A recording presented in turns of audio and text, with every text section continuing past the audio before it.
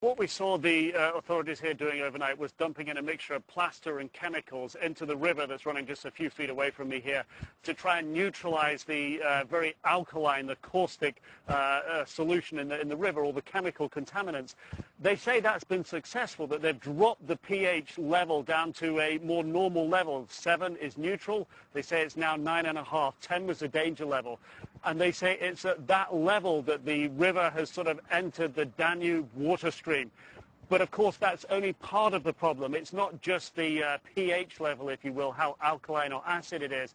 You have those heavy metals in there, cadmium, chromium, and poisons like arsenic are also believed to be suspended in this sort of chemical cocktail. And that's what's potentially going to cause the ecological damage that everyone's worried about. The river that runs by here, the authorities already say that they know that the soil around it, the vegetation, is damaged and destroyed beyond repair. But they think that hopefully that won't be as bad down in the Danube right now. Aisha? Nick, do they believe they have the situation under control? Well, yesterday, government officials were saying that they're professionals in this, that they can manage it, that they were applying the right solutions, and they had appeared to react quite speedily. A state of emergency, bringing in supplies. We've seen a lot of troops here, police controlling the sort of areas of contamination. But it appears now that the contamination has reached the Danube. And in the words of the Prime Minister, Viktor Orban, speaking in the village just here a few hours ago, he doesn't know how bad it is.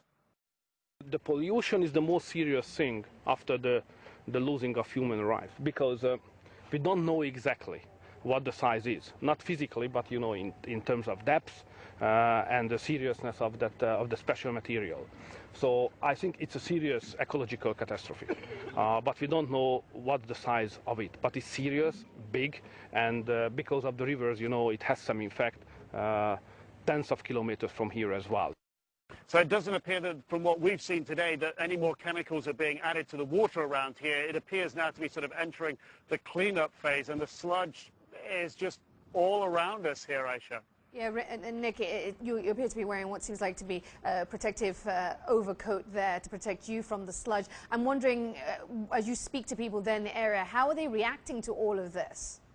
Well, the government is handing out Wellington boots, protective overalls like this. It's not just the top of your body, but it goes down all the way to cover your feet. So the government is issuing that sort of protective clothing, heavy-duty gloves for people to clean up their homes. And we've been into some of those homes and talked to people, but they will show you caustic burns on their hands, despite the gloves, where they've been exposed to the sludge. And one gentleman I talked to, he actually had the sludge on his face, and he told me, I said, have you been to hospital? And he said, no. And I said, well, why not? And he said, well, it's more important to clean out their houses. But despite all of that, they say they recognize that the houses are probably beyond repair, that should just be demolished, and they say really it's a reaction, an instinct to try and clean them out, Aisha.